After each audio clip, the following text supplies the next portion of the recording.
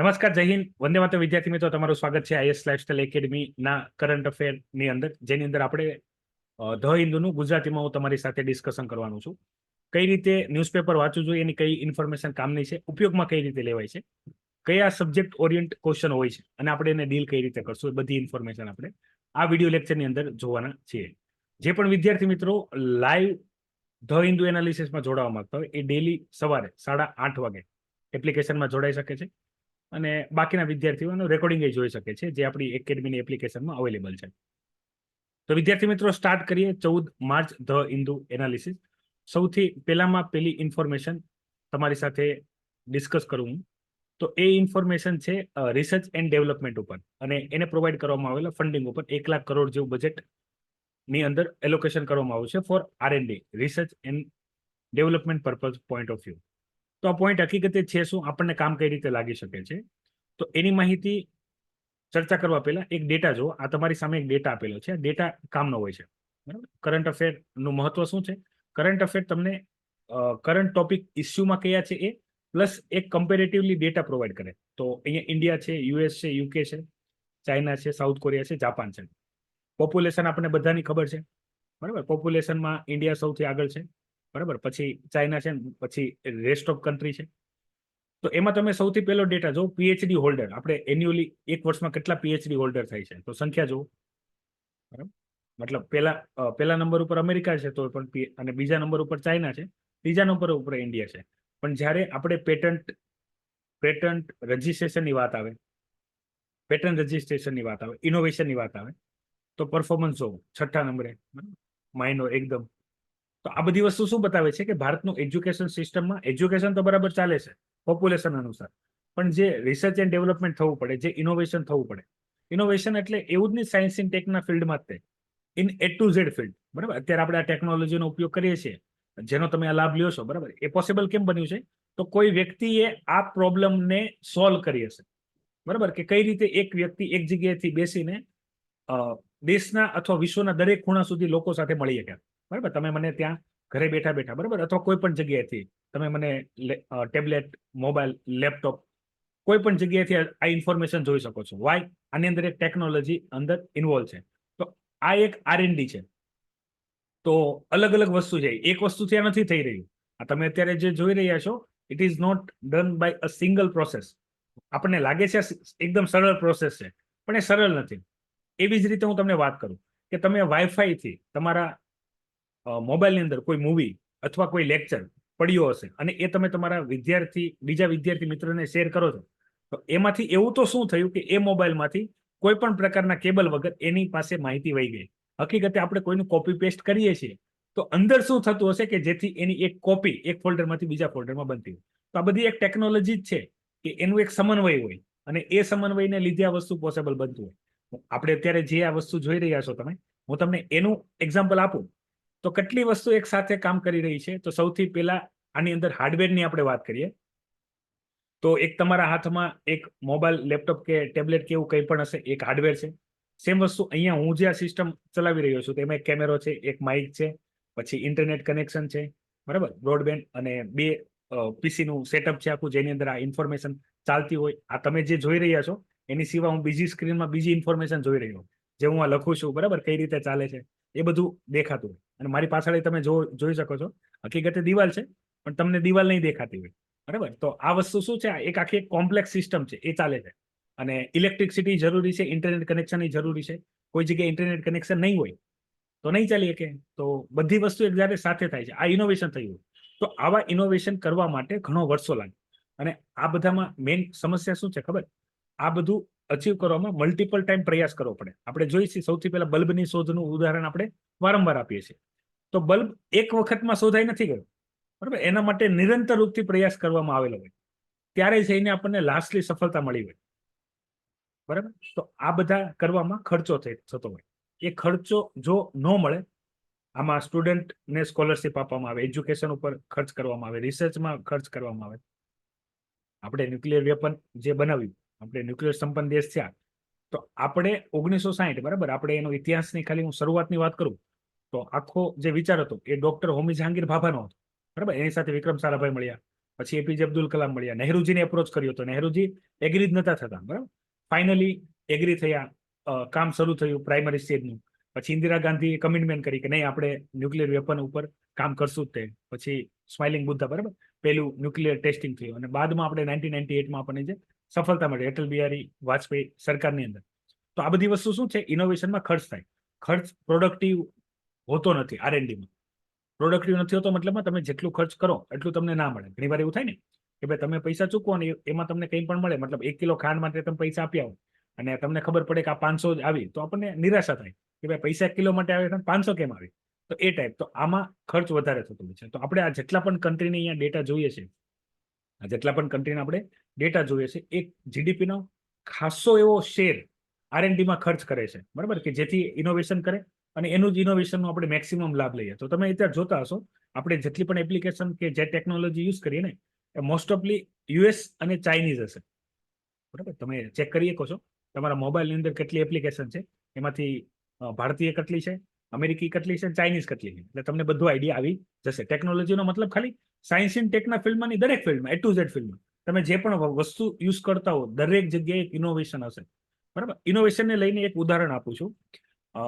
શા માટે ભારતીય, બરાબર, આવું ઉદાહરણ તમે તમારી રીતે વ્યવહારિક ભાષામાં આપી શકો છો, મતલબ સમજાવવા માટે. ઓકે, એક્ઝામમાં લખી નહીં આવતા મેન્સમાં, આ ખાલી તમારે સમજવા માટે.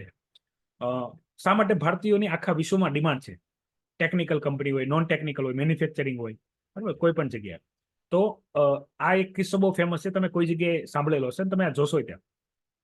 જાપાનની અંદર એક સાબુ બનાવવાળી કંપની છે, બરાબર. જાપાનનું એટલે નામ આપું છું કારણ કે ટેકનિકલ સંપન્ન દેશ છે અને ત્યાંનું ઉદાહરણ છે. તો જાપાનમાં એક સાબુ બનાવવાળી કંપની છે, સાબુ બનાવે છે, બહુ ફેમસ, નંબર 1 કંપની જાપાનની જે સાબુ બનાવતી. તો એમાં એકવાર એવું થયું કે એક કસ્ટમરને એને જે સાબુનું બોક્સ ખરીદ્યું, મતલબ એક બોક્સની અંદર 3 સાબુ આવતા હશે, એ બોક્સ ખરીદ્યું, બોક્સ ખાલી હતું. તો આખું બધા મતલબ કેસ બેસ કરે ને, કસ્ટમર કન્ઝ્યુમર ફોરમમાં જઈને આપે, તો કેસ બેસ થયો અને ભાઈ માફી માંગીને કંપનીએ પછી ગિફ્ટમાં લાડ બધા સાબુ આપ્યા. અને પછી એક આરએનડી બેઠી, રિસર્ચ એન્ડ ડેવલપમેન્ટ, કે આવું ન થાય એના માટે શું કરે.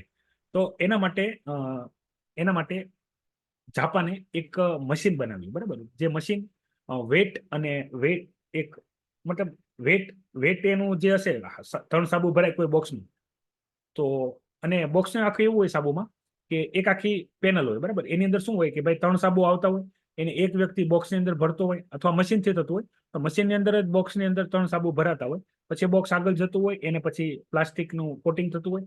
આવા બધા બોક્સ એક કાર્ટૂનમાં જતા હોય, પછી કાર્ટૂન પેક થતું હોય.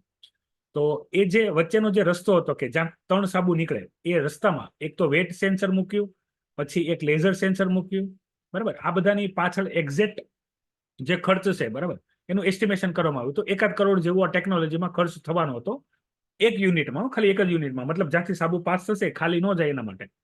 પણ જાપાનનું જે ફેમસ છે, બરાબર, જાપાની યાદ રાખજો, હંમેશા બધા પાસે સલાહ સૂચન રહે. તો એની એની કંપનીમાં, બરાબર, એની એની કંપનીમાં લોકો પાસે સજેશન માંગ્યા કે ભાઈ આ પ્રોબ્લેમ છે, આની પાછળ 1 કરોડ ખર્ચ થાય છે, કંપની બહુ કમાય છે, કરોડ પૈસા મતલબ નથી, પણ તમારી પાસે કોઈ બીજો રસ્તો છે, બરાબર. તો એમાં જે જાણકાર વ્યક્તિ હોય એ જ સલાહ સૂચન આપવાનું. તો આખામાં, બરાબર, મતલબ બધા, આખી જે મેન્યુફેક્ચરિંગ યુનિટ હોય, માર્કેટિંગ યુનિટ હોય, બધાને કીધું કે ભાઈ આ રીતનો પ્રોબ્લેમ છે, એના માટે કંપની સોલ્યુશન શોધે છે. કંપની એક સોલ્યુશન તો શોધી લીધું છે, પણ આનાથી કોઈ બેટર સોલ્યુશન હોય તો તમે સજેશન આપો.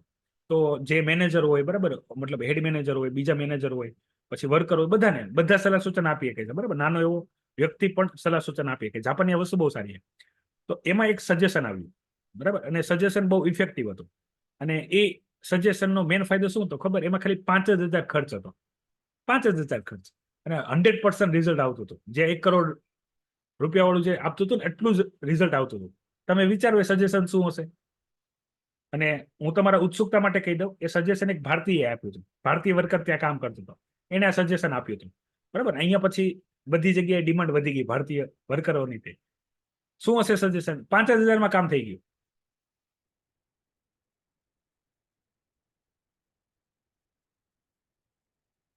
ચાલો ફટાફટ, 30 સેકન્ડ, બરાબર. પ્રેઝન્સ ઓફ માઇન્ડ નો ક્વેશ્ચન છે. ના, સીસીટીવી નહીં, નો સીસીટીવી નહીં. ચાલો બીજું કઈ.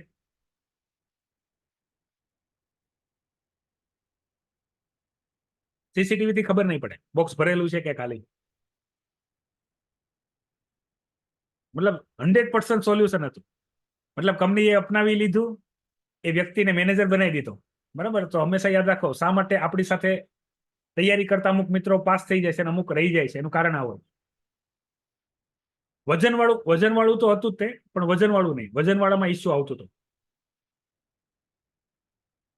વજન ઉપર જ આધારિત છે, પણ 100% ઇફેક્ટિવ. ચાલો ટાઈમ અપ. તો એ વ્યક્તિ એટલું સજેશન આપ્યું કે આપણે એક પંખો મૂકી દઈએ. બરાબર, એક પંખો મૂકી દઈએ. એ પંખાની સ્પીડ એટલી હોય કે એનાથી ખાલી બોક્સ હોય ઉડી જાય. બસ આ જે ટ્રેક છે ને, જો સાબુ હશે તો એ ઉડશે નહીં, સાબુ હશે તો ઉડશે નહીં, અને ખાલી બોક્સ હશે તો ઉડી જશે. સિમ્પલ.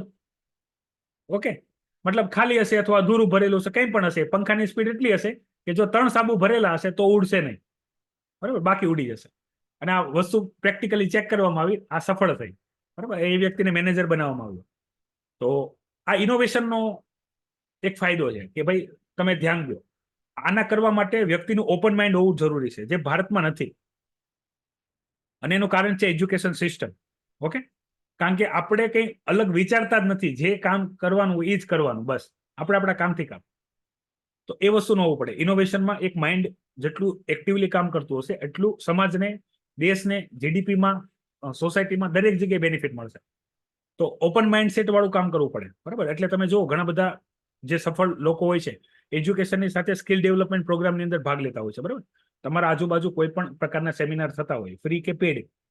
બરાબર, પેડ બોલવું એટલે બધાને દુઃખ લાગશે, પણ મતલબ ફ્રી વાળા તે ઘણા બધા એવા સારા બધા એવા હોય. બરાબર, કઈ રીતે જીવનમાં સફળતા મેળવી શકાય, કઈ રીતે સારું વાંચી શકાય, બરાબર, કઈ રીતે બિઝનેસમાં આગળ વધી શકાય, કઈ રીતે પેસિવ ઇન્કમ બનાવી શકાય, આ બધાના ફ્રી સેમિનાર થતા હોય છે તમારા આજુબાજુના એરિયામાં. તો તમે એક્ટિવલી લો, આવા બધા કંઈ પણ સેમિનાર થતા હોય તેમાં ભાગ લો. બરાબર, એ બધી ઇન્ફોર્મેશન તમને કામ લાગશે, કારણ કે વ્યક્તિ એના જીવનનો એક નિચોડ તમને આપતો હશે, એ તમને આ રીતે જ કામ લાગશે. હવે અહીંયા જે ડેટા આપેલા છે એજ્યુકેશન વાઇઝ, જે હાયર એજ્યુકેશન સિસ્ટમમાં શું પ્રોબ્લેમ છે, આ બધી જે સ્કિલ રિક્વાયરમેન્ટ હોય, બરાબર, એમાં કઈ રીતે આપણે કામ કરીએ કે આ બધા જે પ્રોબ્લેમ છે એને કઈ રીતે સોલ્વ કરીએ કે, તો એપ્રોચ અહીંયા આપેલો છે. આ ક્વેશ્ચન પૂછાશે કે આ ક્વેશ્ચન કોઈ પણ રીતે એસેમાં પૂછાઈ શકે છે, જીએસ પેપર 1 માં પૂછાઈ શકે છે. મોસ્ટ ઓફલી સાયન્સ ઇન્ટેક રિલેટેડ છે, એટલે તમે GS paper 3, UPSC GS paper 3 માં ડાયરેક્ટ કનેક્ટ કરી શકશો કે ભાઈ એજ્યુકેશન સિસ્ટમ, હાયર એજ્યુકેશનમાં આપણે નંબર્સ ઓફ સ્ટુડન્ટ વધારે પાસ આઉટ થાય છે, પણ ઇનોવેશનમાં ભારત પાછળ છે. તો આના ચેલેન્જીસ શું છે? તો એક તો એજ્યુકેશન સિસ્ટમ, બરાબર, ઓલ્ડ સ્ટ્રક્ચર ઓફ એજ્યુકેશન, કોઈ પણ ઇનોવેશન વાળું કામકાજ નહીં. અને ઇનોવેશન થાય છે તો પણ એ નોર્મલ અને રેન્ડમ. ઓકે, હાલાકી પીએચડી અને માસ્ટરમાં તમારે કોઈ અલગ ઇનોવેશન કરવાનું હોય સાયન્સ એન્ડ ટેકના ફિલ્ડમાં, પણ એ જનરલાઇઝ હોય છે, જે એપ્લિકેબલ નથી હોતું, વિથઆઉટ એપ્લિકેબલ. બરાબર, મતલબ લોકો સુધી એ ટેકનોલોજી પહોંચે જે સસ્તી હોય અને લોકોને જરૂર બધી જ છે. બરાબર, લોકોને બધી જરૂર છે, પણ એ ટેકનોલોજી એટલી બધી મોંઘી હશે કે લોકો યુઝ નહીં કરી શકે. તો નીડ અને પૈસા બંને ભેગા હોવા જોઈએ, તો જેથી એ જનરલાઇઝ થઈ જાય યુઝમાં. તો આ ટાઈપ ઇનોવેશન કરવા, તો પેલી ઇન્ફોર્મેશન આ છે. બીજી જે સૌથી વધારે અગત્યની છે, ઇમ્પોર્ટન્સ છે જીએસ પેપર 2 માટે પોલિટીમાં, એ છે citizen amendment act. Citizen amendment act શું છે? સિટીઝન અમેન્ડમેન્ટ એક્ટ, તો વિદ્યાર્થી મિત્રો, સિટીઝન અમેન્ડમેન્ટ એક્ટ છે એ સિટીઝનશીપ આપવાના પ્રાવધાન છે. સિટીઝન આપવામાં આપણે ભારતની નાગરિકતા કઈ રીતે મળીએ કે એના 5 રસ્તા. બરાબર, બાય બર્થ, અને એ આપણે જે સિટીઝન વાળા જે પોલિટીમાં ટોપિક છે એની અંદર આપણે ભણી ગયા છીએ. તો એના આધારે જે સિટીઝન અમેન્ડમેન્ટ એક્ટ 1955 છે એની અંદર સુધારો કરવામાં આવ્યો. કોના માટે? એવા માઇગ્રન્ટ માટે, બરાબર, કે જે ભારતમાં આવી તો ગયા છે પણ એને ભારતની નાગરિકતા નથી મળી. તો આની અંદર જે આપણા 3 પાડોશી દેશ છે, અફઘાનિસ્તાન, બાંગ્લાદેશ અને પાકિસ્તાન, એ દેશોના માઇનોરિટી, ઓકે, ઇન્ડિયાના માઇનોરિટી નહીં, એ દેશોના માઇનોરિટી. એમાં આવશે હિન્દુ, શીખ, બુદ્ધિસ્ટ, જૈન, પારસી, ક્રિશ્ચન. બરાબર, લેસ ધેન 1% છે રિલીજિયસ. આ બધા રિલીજિયસ ત્યાં માઇનોરિટીમાં છે, ત્યાં મેજોરિટીમાં ઇસ્લામ છે.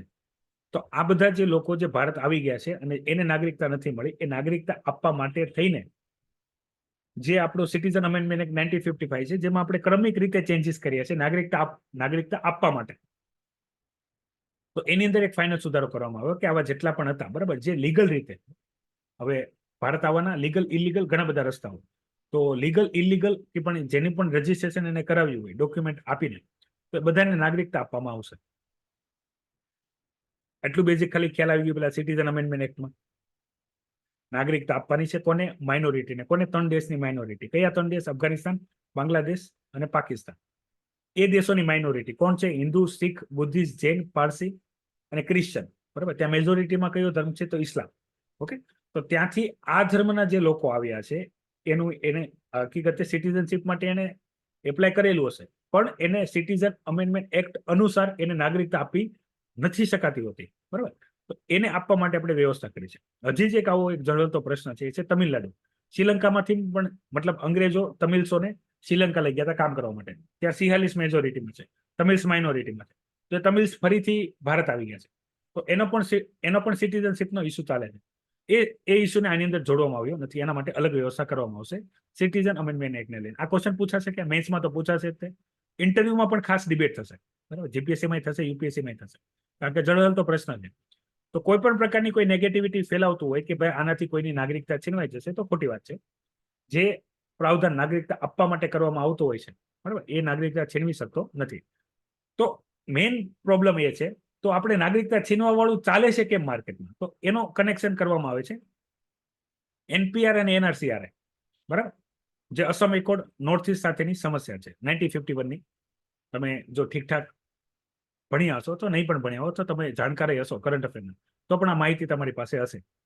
તો સિટીઝન અમેન્ડમેન્ટ એક્ટને એનઆરસી ને એનપીઆર જ્યારે જોડીએ છીએ ત્યારે એવું લાગે કે નાગરિકતા લઈ લે છે, પણ એ બાંગ્લાદેશથી જે લોકો નોર્થ ઇસ્ટમાં જતા રહ્યા છે ઇલીગલ રીતે, બરાબર, આવા ઘણા બધા બોર્ડર સિક્યુરિટીના પણ ઇસ્યુ છે કે ભાઈ ત્યાં પ્રોબ્લેમ ચાલે છે તો ભાગીને ભારત આવતા રહી છે. તો એની સિટીઝનશીપ નાબૂદ કરવા માટે છે, બરાબર, બાકી કોઈની નહીં. તો મતલબ હું તમારા માધ્યમથી પણ આ માહિતી આપું છું, તમારી સામે પણ કોઈ વસ્તુ આવે આ વસ્તુને ઉજાગર કરો. હવે આની સાથે હજી એક જોડાયેલો સમસ્યા છે, એ છે ઘણા બધા રાજ્યો ઊભા થાય છે કે ભાઈ અમે અમારા રાજ્યમાં સિટીઝન અમેન્ડમેન્ટ એક્ટ લાગુ કરવા દેશું નહીં. બરાબર. તો શું હકીકતે આવું કંઈ થઈ શકે કે કોઈ રાજ્ય હોય જે કેન્દ્રએ કંઈ પણ ઇન્ફોર્મેશન પબ્લિશ કરી હોય, બરાબર, એને લાગુ ના થવા દે પોતાના રાજ્યમાં? તો એ વાત ખોટી છે. બરાબર. એમાં આપણે કોન્સ્ટિટ્યુશનમાં જોઈએ આર્ટિકલ, હકીકતે આપણે જોઈએ લેજિસ્લેચરનું કામ શું છે? તો કાયદા બનાવવાનું. તો સિટીઝન અમેન્ડમેન્ટ એક્ટ બનાવી દીધું. પછી આવે એક્ઝિક્યુટિવનું કામ શું છે?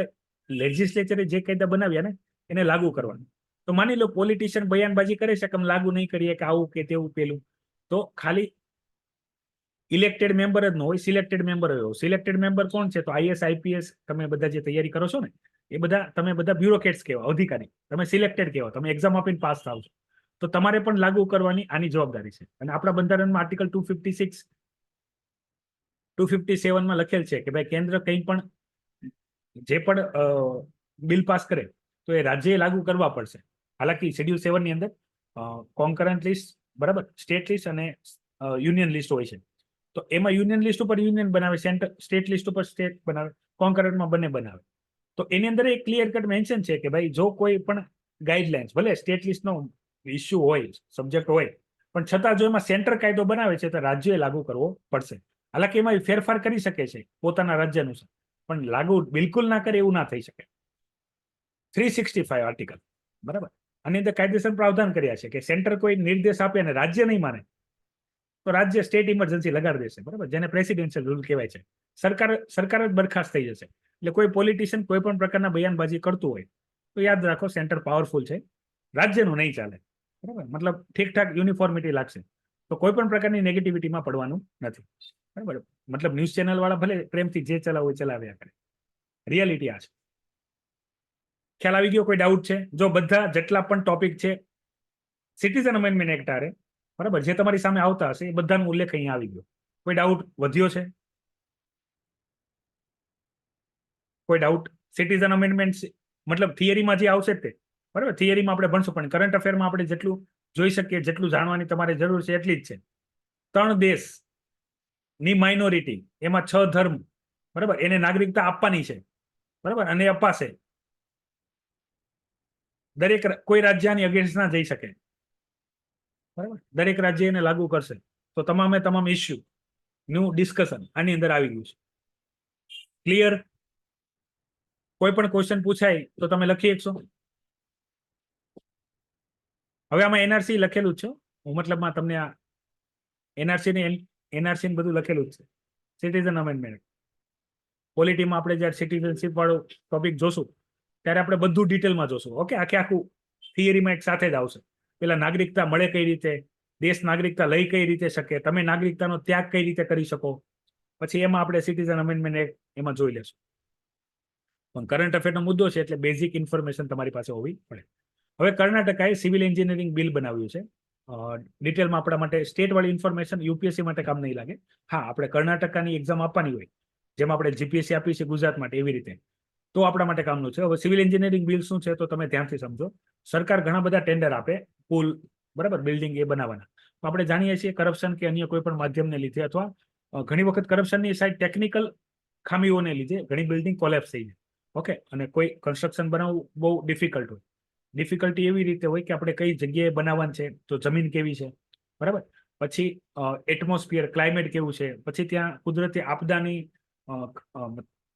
કુદરતી આપદા માટે પ્રોન એરિયા કેટલો છે, આ બધાની ડિટેલ સાથે આપણે એક કન્સ્ટ્રક્શન બનાવવાનું હોય, બરાબર, ચેલેન્જીસ અનુસાર. એ સિવિલ એન્જિનિયરનું કામ છે.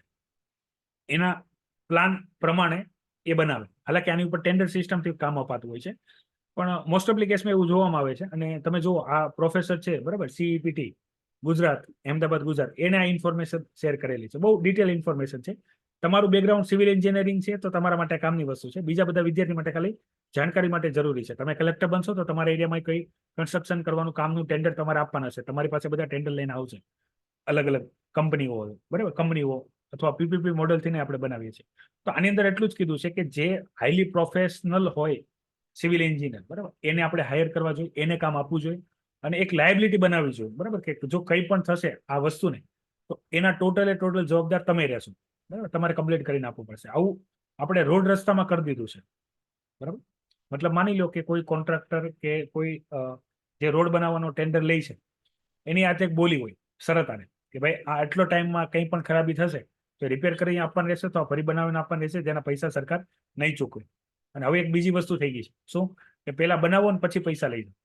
પેલા કેવું હતું કે પેલા પૈસા લઈ જાઓ પછી બનાવજો, કોઈ દી બનતું જ નતું, બરાબર. હવે ઊંધું થઈ ગયું છે, પેલા બનાવી દો પછી પૈસા લઈ જાઓ.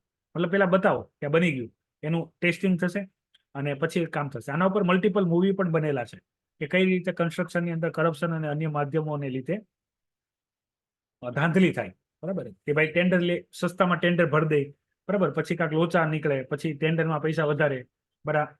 મતલબ દરેક લેવલે કટ હોય અધિકારીઓનો, નેતાઓનો, રાજનેતાઓનો બધો. તો એ બધી વસ્તુ સાઈડ કરવાની સાથે એ બધું તો કરવાનું જ છે, બરાબર. એ બધા માટે જેટલી પણ વ્યવસ્થા કરવી જોઈએ એટલી કરેલી જ છે. પણ એક વસ્તુ જરૂરી એ પણ છે કે ભાઈ કોઈ પણ એન્જિનિયર જે બનાવે છે એટલો પ્રોફેશનલ હોય કે આની જે સમસ્યા હોય, કોઈ પણ નિર્માણ આપણે કરીએ છીએ તો નિર્માણ વર્ષો વર્ષ ચાલુ છે, એની પાછળ જે ખર્ચ થયો એનું આપણને પરફેક્ટ આઉટપુટ આપણને મળવું જોઈએ.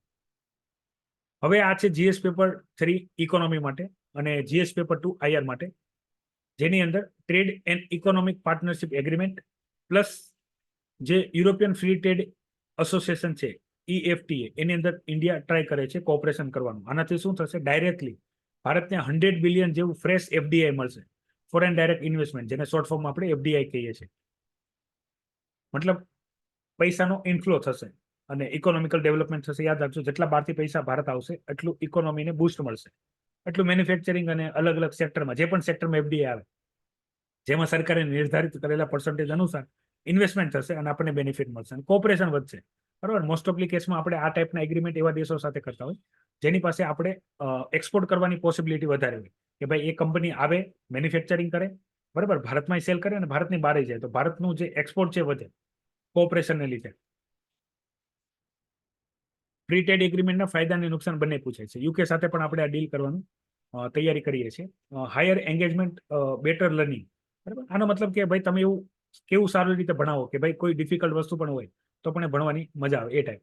થિયોરેટિકલ છે, થોડું વાંચશો તો ખ્યાલ આવી જશે, નો ખ્યાલ આવે તો કમેન્ટ કરી દેજો અથવા પૂછી લેજો.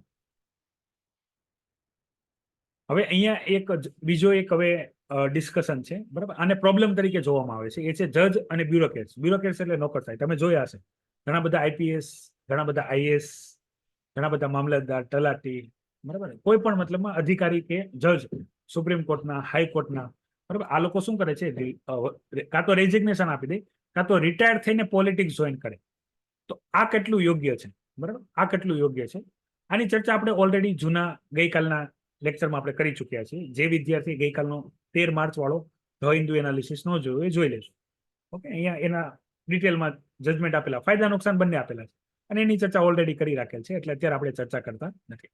અને બાકી બધી પોઈન્ટ હાઇલાઇટ છે, ના મારે હાઇલાઇટ છે, કયા કયા ઘણા બધા, હું પણ ઘણા બધા કલેક્ટરને ઓળખું છું જેને રેઝિગ્નેશન આપીને, મતલબ તમે કલેક્ટરની તૈયારીની મહેનત કરો છો, બરાબર, ઓલરેડી જે કલેક્ટર છે રેઝિગ્નેશન આપીને પોલિટિશિયન બને છે. આમાં થાય શું ખબર, કે ભાઈ માની લો તમને એવું કે ભાઈ સફળ થવું હોય તો સાયન્સ લો, પછી તમે સાયન્સ લો, પછી સાયન્સ લઈને તમે એવું કે એન્જિનિયરિંગ લો, એમાં સફળતા છે, તમે એન્જિનિયરિંગ લો, પછી ખબર પડે કે હવે તમારે આની કરતા MBA કરી લેવાય, તો ભાઈ તમે એમ કહો તો એની કરતા અમને બીકોમ લેતા જ હતા, અમે બીકોમ લઈને અમે MBA કરવાના જ હતા, હું કામ સાયન્સના રસ્તે ચડાવ્યા.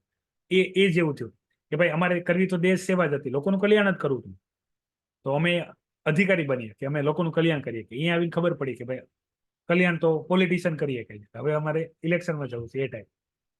હાલાકી મેં કીધું એમ એક કટાક્ષ છે, પણ તમારે કટાક્ષની અવગણના કરવાની છે. રશિયા યુક્રેન વોરને લઈને અહીંયા ડિસ્કશન આપેલી છે, મતલબ અંત આવે તો સારું. અને કોઈ પણ યુદ્ધ થશે, બરાબર, યુદ્ધ થવાના કારણે એ શું હોય, આયરનો ટોપિક છે. યુદ્ધ કરવા જોઈએ, ક્યારે કરવા જોઈએ, ક્યારે ના કરવા જોઈએ, બરાબર. શા માટે આપણે ચાઇના સાથે ડાયરેક્ટ યુદ્ધ નથી કરતા? હાલાકી કન્ડિશન બહુ ખરાબ છે, છતાં આપણે યુદ્ધ નથી કરતા, આપણે ચર્ચા કરીએ છીએ. તો આનું કારણ શું હોય? ઘણા બધા કહે કે ભાઈ અમે હોત તો યુદ્ધ કરી દેતા હતા, પણ શા માટે કરવી જોઈએ, શા માટે ના કરવી જોઈએ, દરેક ઇન્ફોર્મેશન.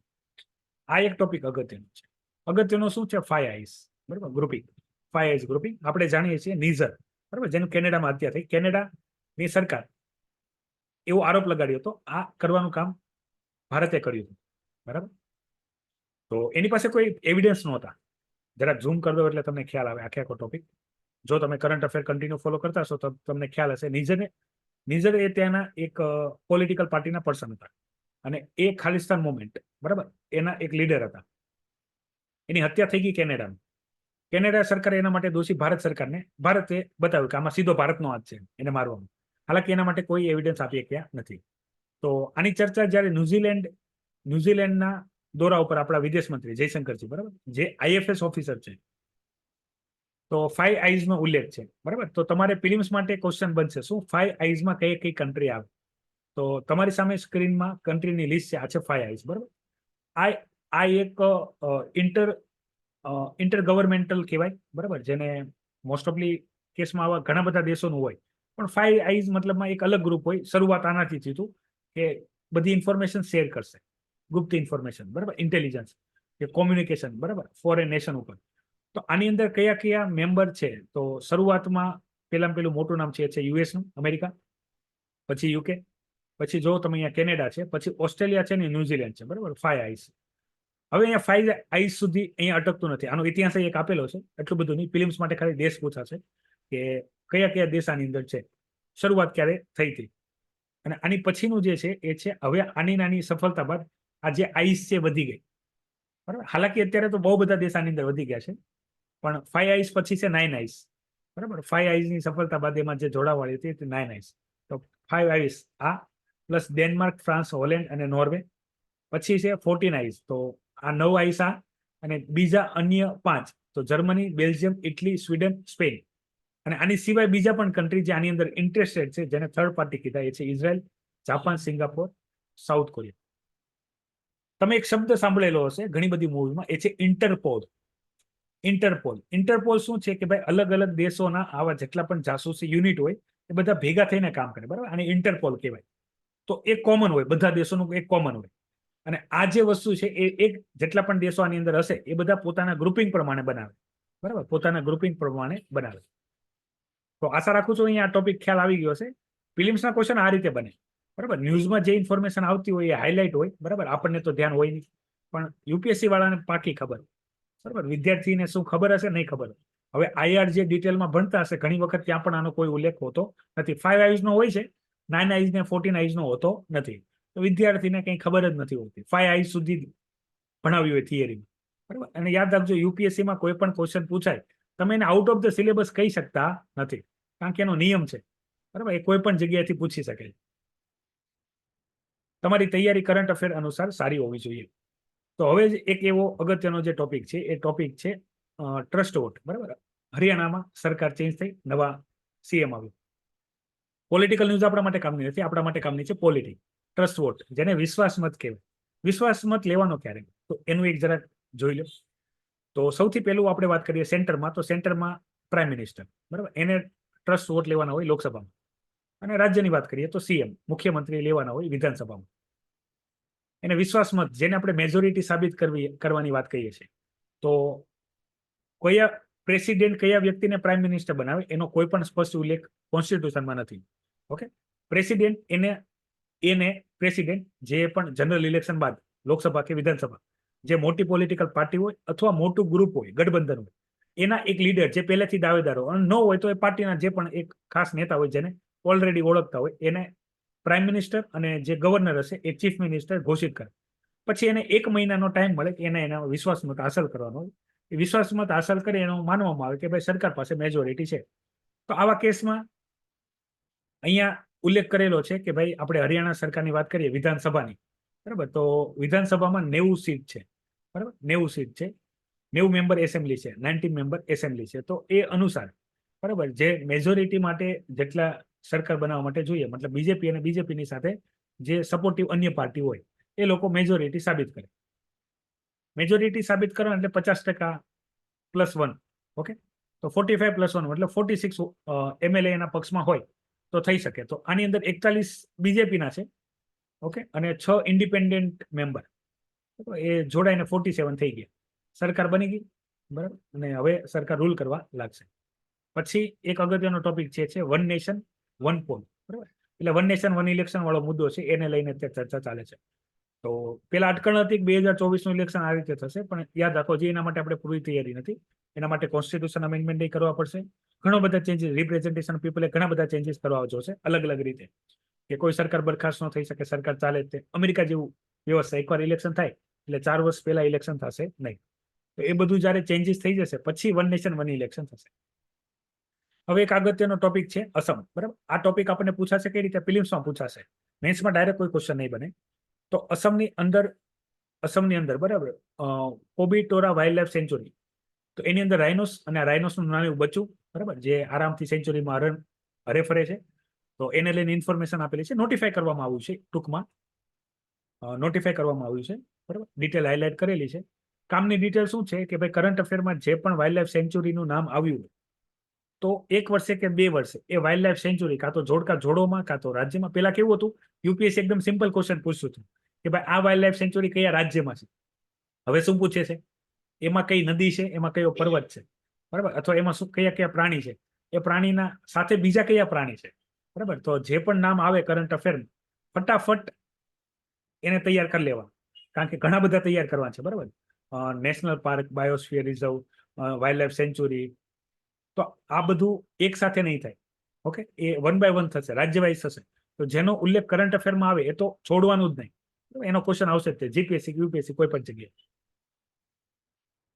તો આ બધી ઇન્ફોર્મેશન પૂરી થઈ ગઈ છે. આઈઆરમાં અગત્યની ઇન્ફોર્મેશન નથી, બરાબર.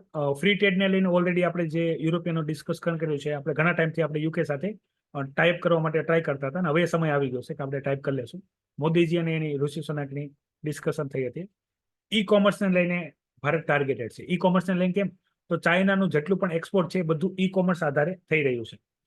તો ઇન્ડિયા પણ એવું ટ્રાય કરે છે કે ઇન્ડિયામાં પણ એવું ઈ કોમર્સ બને જેની અંદર કોઈ પણ પ્રકારનું અવરોધ ન હોય, રેઝિસ્ટન્સ ન હોય, અને ઇન્ડિયાની જે પ્રોડક્ટ હોય એ ફટાફટ એક્સપોર્ટ થાય.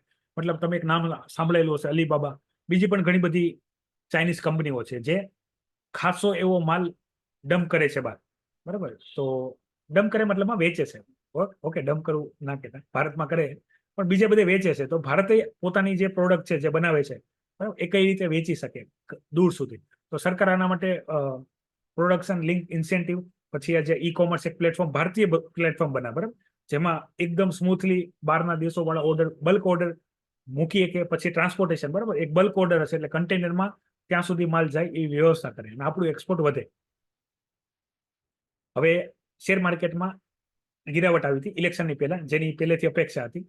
તો એમાં ઘણા બધાના રૂપિયા ધોવાઈ ગયા, બરાબર. તમે શેર માર્કેટ વાળા લોકોના મોઢા જોયા હોય તો ખબર હશે, નહીં જોયા તો કોઈ ચિંતા કરતા નહીં. આ માહિતી જે જોતા હશે એના જે ફેમિલી મેમ્બર શેર માર્કેટ સાથે ડીલ કરતા હશે એ લોકોને ખબર હશે, બાકીને ખબર નહીં હોય, એને હું જાણ કરું છું.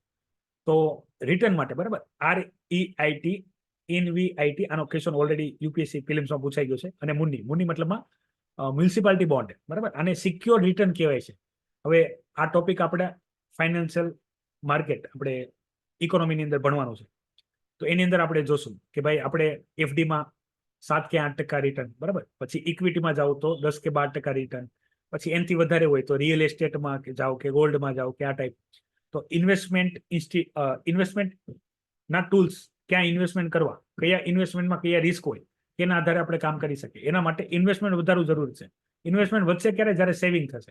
સેવિંગ ક્યારે થશે? જ્યારે ઇન્કમ થશે. તો એક આખી લાઈન છે, એ લાઈન આપણે આખી ડિટેલ જોશું ઇકોનોમી પોઈન્ટ ઓફ વ્યૂ બરાબર. આજે એક જ સાથે ઘણા બધા મહત્વના ટોપિક આવ્યા છે બરાબર. તો એનાલિસિસ ઓફ ધ ડે આજે કહી શકાય. આવા ઘણા બહુ ઓછા દિવસ હોય કે એમાં આટલા બધા કામના ટોપિક આવી ગયા હોય એક સાથે 5-7 સબ્જેક્ટનું કામ થઈ જાય. ફરીથી બરાબર કોન્ફિડન્સ વોટ મળેલો છે નેપાળના PM ને, ડિસ્કશન નથી કરવાના. ચાઇનીઝ મિલિટરી ટીમ જે છે એ માલદીવ, શ્રીલંકા અને નેપાળની વિઝિટ કરી છે બરાબર. ચાઇનીઝ આપણા નેબરિંગ કન્ટ્રીમાં ઇન્ફ્લુઅન્સ વધારે છે બરાબર, કે ભાઈ ઇન્ડિયાનું ઇન્ફ્લુઅન્સ ઘટે, ચાઇનીઝ વધે, ચાઇનીઝ કોર્પોરેશન વધે, ચાઇના ફરતે બેસે, ભારતની અંદર શું ચાલે છે કરે, આપણી ટેન્શન વધારે. આપણું ફોકસ સિક્યુરિટી ઉપર, આપણે ડેવલપમેન્ટ કે ટ્રેડ કે ઇન્ટરનેશનલ કંઈ પણ એક્ટિવિટી ના કરીએ. તો આ હતું 14 માર્ચનું ધ ઇન્ડુ એનાલિસિસ બરાબર. મજા આવી હોય તો કમેન્ટ કરજો. અને આની અંદર કંઈ ના ખબર પડી હોય બરાબર, તો એની ચિંતા ન કરતા, જૂના ઓલરેડી 1 માર્ચથી લઈને અત્યાર સુધીના બધા રેકોર્ડિંગ આપણી એપ્લિકેશનમાં અવેલેબલ છે. તો એ જોશો તો ખ્યાલ આવશે કરંટ અફેર કામ કઈ રીતે કરે બરાબર, સબ્જેક્ટ વાઇઝ. અને જેને પણ ટોપિક ના ખબર પડતા હોય કે આ ટોપિક કયા સબ્જેક્ટનો છે, તો સિલેબસ ખાલી 1-2 વાર ધ્યાનથી જોવો, પ્રીવિયસ યર ક્વેશ્ચન પેપર થોડાક જોવો, એટલે બધું આઈડિયા આવવા લાગશે કેવા ક્વેશ્ચન કરંટ અફેરમાંથી પૂછાય છે. કોઈ ક્વેશ્ચન હોય તો કમેન્ટ કરો, નહીં તો કરંટ અફેરના એનાલિસિસને વિરામ આપીએ. જય હિન્દ, વંદે માતરમ. કંઈ પણ ડાઉટ હોય તો વિડીયોની કમેન્ટ બોક્સમાં કમેન્ટ કરી દેજો અથવા મેસેજ કરી દેજો. અહીંયા વિરામ લઉં છું.